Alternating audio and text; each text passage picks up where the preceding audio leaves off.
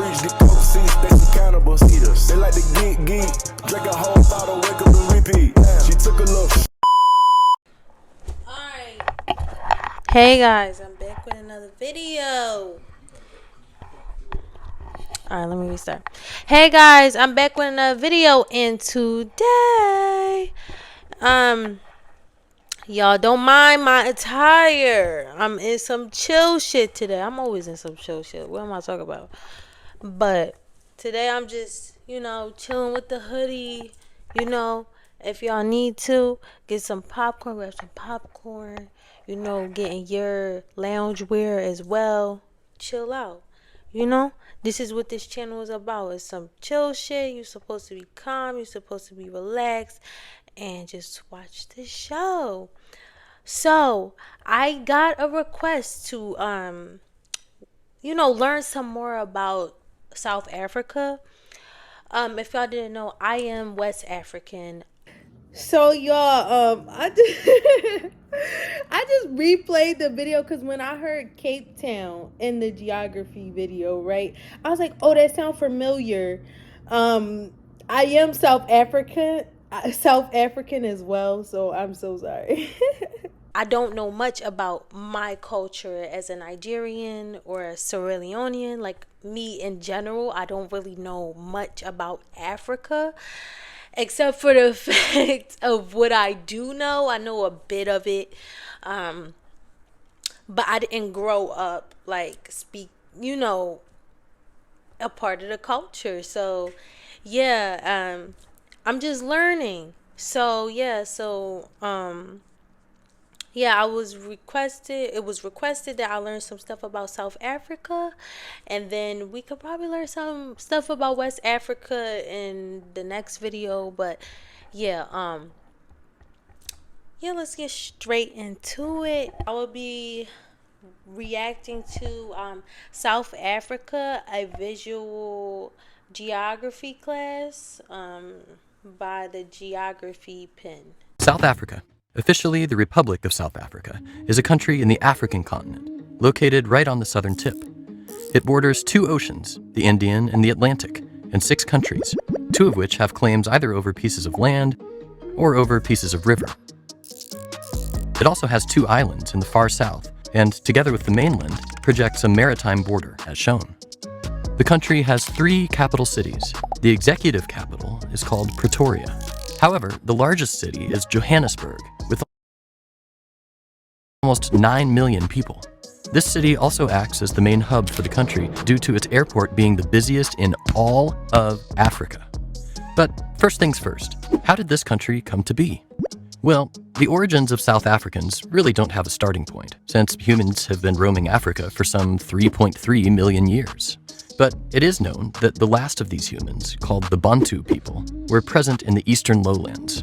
They are thought to have come from Central Africa, displacing and assimilating local tribes as they came down. 2 main clans descending from this Bantu people are known to have been present when the first European settlers came, but they didn't have contact until a century later when the European expansion reached their lands. Meanwhile, Europe was having its own share of expansion issues. France invaded the Low Countries, which meant that the Dutch colonies were in danger as well. So, the British took over to prevent France from having possessions down there. This, however, would destabilize the region, because many Dutch descendants that had been living there since the 1600s fled British rule due to discontent. They formed their own republics further north, but still eventually fell into British hands, as did more indigenous tribes, thanks to the discovery of diamonds and gold in the region. Clashes inside the territories were common, so the whole country was given a degree of autonomy in 1910 to ease the tensions inside. It became a self-governing dominion of the British Empire, much like Canada or Australia, called the Union of South Africa. And the South Africans were also given a big piece of land to administer as a result of Germany losing World War I. But it wasn't enough. They sought independence, and it was achieved in 1931, although not for all people, because racial segregation was present in South Africa.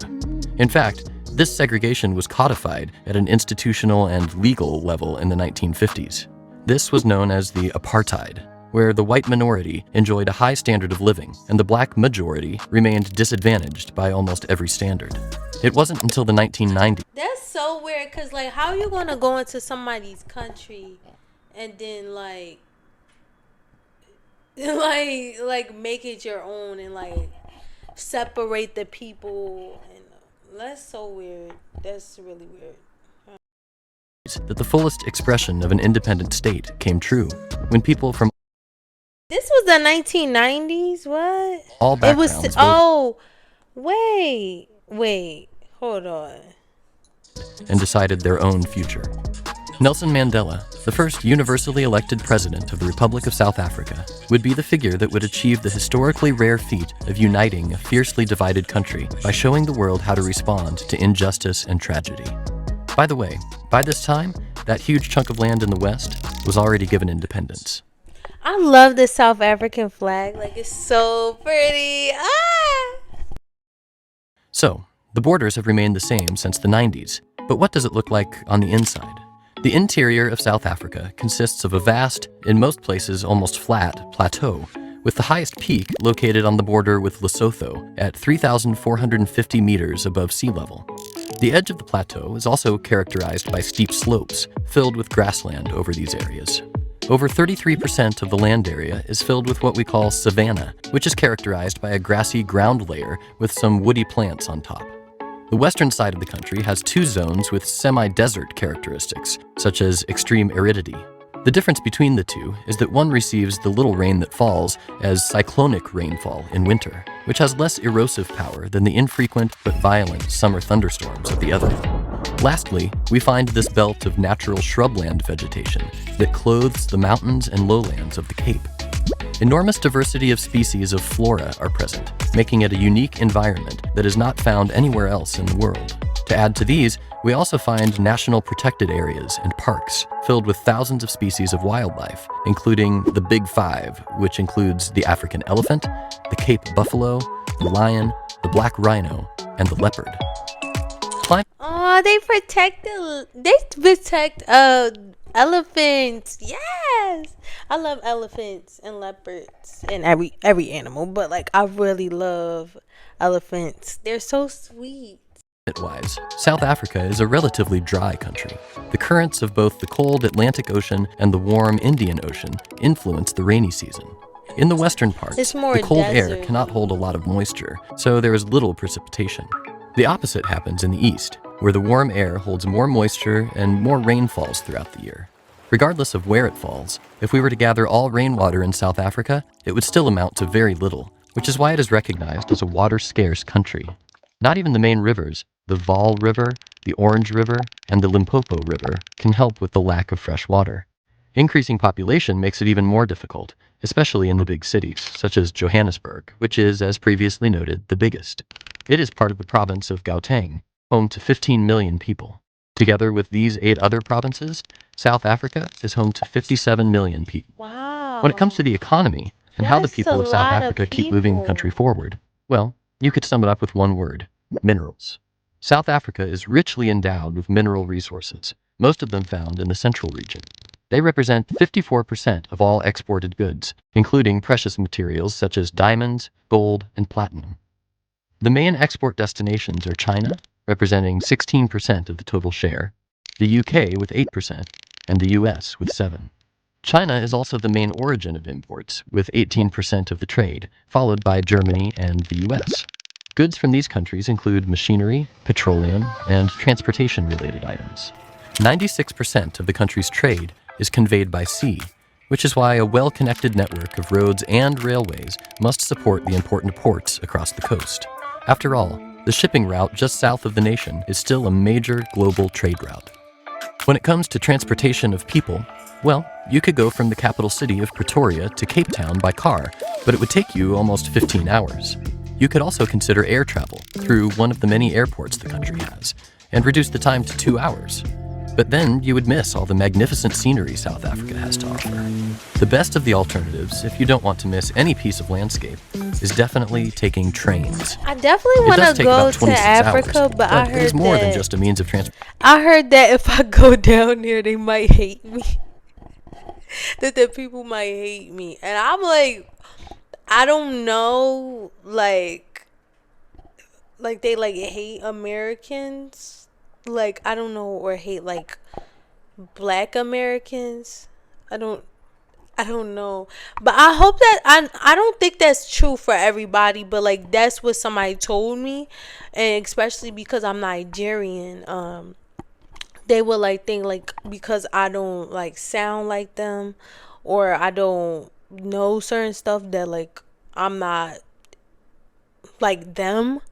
You know what I mean? So y'all just comment down below if that's true or not, because I feel like that's not true, but like I just want to know for sure, because I don't want to feel like I'm unsafe going down there. But yeah, it's an experience.